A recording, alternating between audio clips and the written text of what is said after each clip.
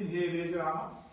So here, I hold his, go to upper back, my round my upper back, and coccyx to the coccyx, and hold it. If shoulder problem, you hold the arm above. Yes? If not, you just round look, breathe out. Yes? His lower back is not received. Inhale, come up, and then exhale, fold forward. If people have a tense back, then you can hold from here. Yes? Look up and support it. Exhale, fold forward.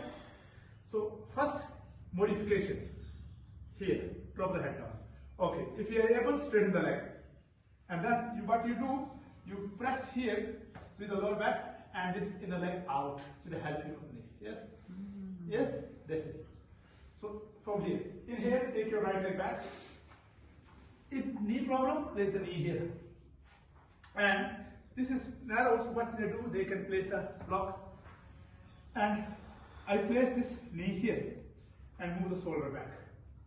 Here. So I'm pushing with my knee, his glutes forward and opening the chest. Feeling the sciatica. Yes, yes, now you feel sciatica.